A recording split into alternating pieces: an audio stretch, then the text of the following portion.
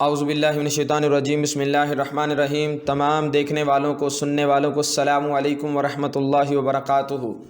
آپ دیکھ رہے ہیں میرا یوٹیوب چینل دین و دنیا، اور ٹاپک ہے مسلمانوں کے زوال کے اسباب، وجوہات اور ان کا تدارک۔ آخر امت مسلمہ کے وہ کون سے اوصاف تھے جن کی بنا پر پوری امت مسلمہ پوری دنیا پر عروج پا گئی؟ ان اوصاف میں سے آج چوتھے وصف کا ذکر ہوگا۔ وہ چوتھا وصف ہے اپنے نفس کا محاسبہ کرنے والے، اپنے گریبان میں جھانکنے والے، اپنے گریبان میں دیکھنے والے، اپنا محاسبہ کرنے والے، اپنے اوپر غور و فکر کرنے والے۔ گناہ انسان کو خود غرض بھی بنا دیتا ہے اور بزدل بھی بنا دیتا ہے۔ اسی وجہ سے علامہ اقبال نے کہا، دل سوچ سے خالی ہے، نگاہ پاک نہیں ہے، پھر اس میں عجب کیا کہ تو بے باک نہیں ہے۔ جو بھی شخص مسلم قومیت کا ایک فرد بنتا گیا، حقیقتیں اس پر اس قدر آشکار ہوتی گئیں کہ اسے نیکیوں سے محبت اور گناہ سے نفرت ہوتی گئی۔ اسے بدی سے ایسے ہی نفرت ہوتی گئی کہ جیسے کسی آگ میں داخل ہونے سے نفرت ہوتی ہے۔ لیکن اگر کوئی انسان کمزوری کا شکار بھی ہو گیا تو احتساب نفس کا عمل اس شدت سے جاری تھا کہ جب تک اپنے اس گناہ اور غلطی کی سزا نہ بھگت لی، نہ دل کو قرار نصیب ہوا اور نہ چین نصیب ہوا۔ وہ اپنی غلطی کو چھپانے کے لیے مزید غلطیاں نہیں کرتا تھا، لیکن اللہ کے بندوں کی یہی نشانی ہے اور ذات الہی سے وفاداری کا یہی تقاضا ہے کہ اگر انسان سے غلطی ہو بھی جائے تو وہ فوراً اپنے رب کی طرف دوڑے، اپنی لغزش کا اقرار کرے۔ آخرت کی عزتیں انہی کو ملیں گی، یہاں کی عزتیں جن کی راہ ابدیت میں رکاوٹ نہیں بنتی۔ وہ یہ نہیں دیکھتے کہ میری یہاں پہ عزت خراب ہو جائے گی، میری عزت میں حرف آ جائے گا، بلکہ ان کے نزدیک دنیا کی عزتیں آخرت کی عزتوں کے مقابلے میں ہیچ ہیں۔ ان کی کوئی طاقت، ان کی کوئی وقت، ان کی کوئی حیثیت ہی نہیں ہے۔ وہ ہمیشہ یہی سمجھتے ہیں کہ آخرت کی عزت مل گئی تو ہمیں ساری عزتیں مل گئیں۔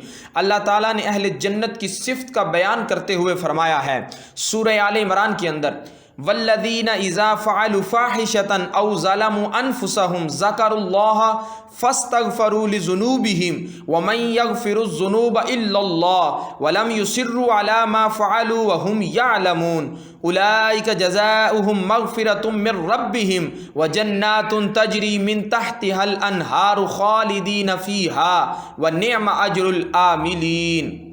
اور وہ لوگ کہ جب وہ کوئی کھلی برائی کر بیٹھیں یا اپنی جان پر کوئی ظلم ڈا بیٹھیں تو وہ اللہ کو یاد کر کے اپنے گناہوں کی معافی مانگتے ہیں، اور اللہ کے سوا گناہ بخشنے والا کون ہے؟ اور وہ جانتے بوجھتے ہوئے اپنے کیے پر اصرار نہیں کرتے۔ یہ ہیں وہ لوگ کہ ان کا بدلہ ان کے رب کی طرف سے مغفرت ہے، اور ایسے باغ ہیں جن کے نیچے نہریں رواں ہوں گی، وہ ان میں ہمیشہ رہیں گے۔ کیسا اچھا بدلہ ہے کام کرنے والوں کا۔ جب کسی قوم میں احتساب نفس اور ملامت ضمیر کا ملکہ پیدا ہو جائے، اسے کوئی طاقت غالب آنے سے نہیں روک سکتی۔ اور یہی چیزیں مسلم قومیت کے امتیازی نشان تھے، یہی وہ مسلم امہ کے اوصاف تھے کہ اگر کسی سے کوئی غلطی ہو گئی تو اس نے نہ صرف خود ہی اس کا اقرار کیا بلکہ اپنے اوپر حد بھی جاری ہونے کا مطالبہ بھی بڑی شدت اور اصرار سے کیا۔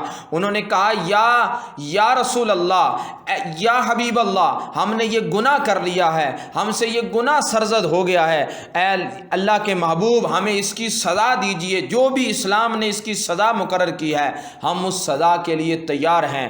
محاسبہ نفس کے چند نمونے، چند مثالیں میں حضور علیہ الصلوۃ والسلام کی دور کی آپ کے سامنے پیش کرتا ہوں۔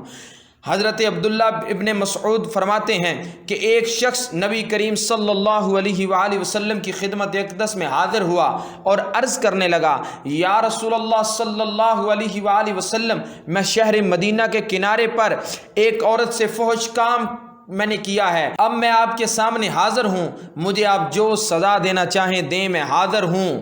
اس شخص کو کسی نے نہیں دیکھا تھا، اس شخص کے بارے میں کوئی نہیں جانتا تھا، اس کا گناہ یا وہ جانتا تھا یا وہ اس کا اللہ جانتا تھا، لیکن ان کا ضمیر اس قدر زندہ تھا کہ وہ خود ہی اپنے جرم کا اقرار کر رہے ہیں۔ اپنی غلطی کے اقرار کا ملکہ جب کسی قوم میں پیدا ہو جائے تو وہ ناقابل تسخیر قوم بن جاتی ہے۔ آئیں ایک اور واقعہ آپ کو بتاتا ہوں۔ حضرت بریدہ رضی اللہ تعالیٰ عنہ بیان کرتے ہیں کہ حضرت معاذ بن مالک رضی اللہ تعالی عنہ نے نبی کریم صلی اللہ علیہ وآلہ وسلم کی خدمت میں حاضر ہو کر عرض کیا، یا رسول اللہ صلی اللہ علیہ وآلہ وسلم مجھے پاک کر دیجئے۔ آپ نے فرمایا تمہیں ہلاکت ہو، جاؤ اور اللہ تعالیٰ سے استغفار کرو۔ وہ تھوڑی دیر بعد پھر واپس آئے اور عرض کرنے لگے، یا رسول اللہ صلی اللہ علیہ وآلہ وسلم مجھے پاک کر دیجئے۔ حضور صلی اللہ علیہ وسلم نے فرمایا جاؤ، جا کر اللہ تعالیٰ سے استغفار کرو۔ تیسری مرتبہ پھر آئے اور کہا، یا رسول اللہ صلی اللہ علیہ وسلم مجھے پاک کر دیجئے۔ حضور علیہ الصلوۃ والسلام نے پھر ویسے ہی فرمایا جاؤ اور اللہ تعالیٰ سے استغفار کرو۔ چوتھی مرتبہ پھر حاضر ہوئے اور کہا، یا رسول اللہ صلی اللہ علیہ وآلہ وسلم مجھے پاک کر دیجئے۔ نبی کریم صلی اللہ علیہ وسلم نے فرمایا میں تمہیں کس چیز سے پاک کر دوں؟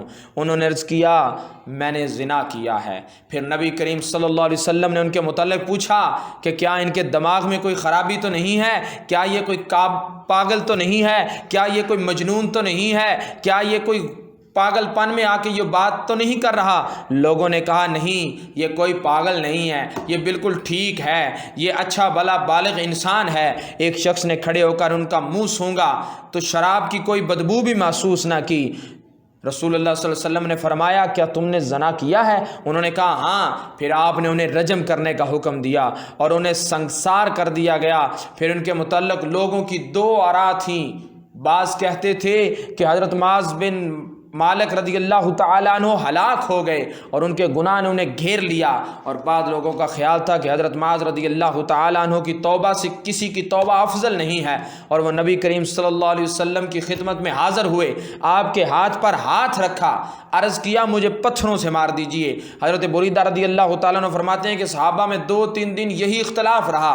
پھر ایک دن صحابہ رضی اللہ تعالیٰ عنہ بیٹھے ہوئے تھے کہ رسول اللہ صلی اللہ علیہ وسلم تشریف لائے، سلام کرنے کے بعد آپ وہیں تشریف فرما ہو گئے۔ پھر فرمایا معاذ بن مالک کے لیے استغفار کرو۔ صحابہ کرام نے عرض کیا اللہ تعالیٰ معاذ بن مالک کی مغفرت فرمائے۔ پھر رسول اللہ صلی اللہ علیہ وسلم نے فرمایا کہ معاذ بن مالک نے ایسی توبہ کی ہے، ایسی توبہ کی ہے کہ اگر اسے تمام امت پر تقسیم کر دیا جائے تو سب کی بخشش ہو جائے۔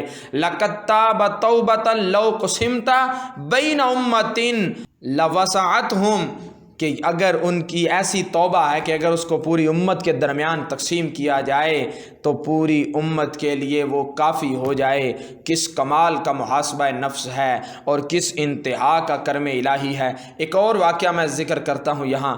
رسول کریم صلی اللہ علیہ وآلہ وسلم کی خدمت اقدس میں ایک حضرت غامدیہ رضی اللہ تعالی عنہا حاضر ہوئیں، عرض کرنے لگیں یا رسول اللہ صلی اللہ علیہ وسلم میں نے زنا کیا ہے، مجھے پاک کر دیجئے۔ آپ نے انہیں واپس کر دیا۔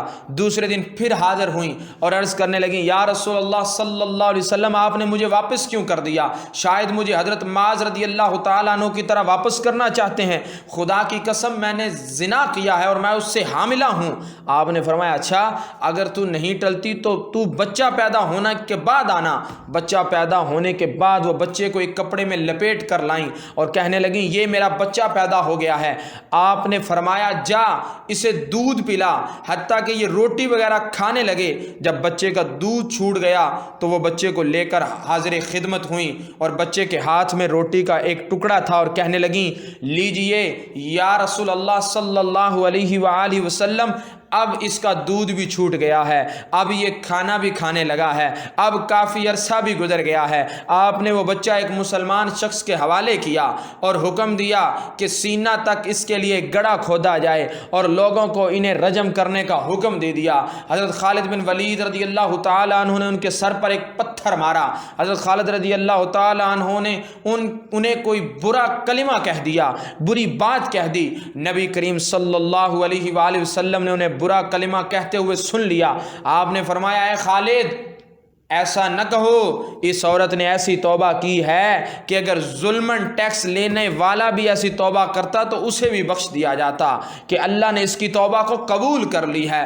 اس نے دنیا کی عزت کو اہمیت نہیں دی، اس نے آخرت کی عزت کو اہمیت دی ہے۔ یہی وہ امت مسلمہ کے اوصاف تھے کہ وہ اپنے آپ کا محاسبہ کرنے والے تھے، اپنے گریبان میں جھانکنے والے تھے، وہ گناہوں سے بہت دور رہتے تھے، اور اگر کبھی ان سے گناہ سرزد ہو جاتا تو پھر جو اس کی سزا تھی اس کے بھی اپنے آپ کو مستحق سمجھتے اور اپنی سزا کو حاصل کرتے، تاکہ دنیا میں وہ یہ سزا کو حاصل کر لیں، اور جو ہمیشہ رہنے والی عزتیں ہیں، جو ہمیشہ میں رہنے والی عزتیں ہیں، وہ ان کو حاصل ہو جائیں۔ یہ وہ امت مسلمہ کا وصف تھا۔ اللہ رب العزت سے دعا ہے کہ اللہ رب العزت ہمیں بھی یہ وصف عطا کرے۔ اپنی نئی آنے والی ویڈیو تک السلام علیکم ورحمۃ اللہ وبرکاتہ۔ اللہ حافظ۔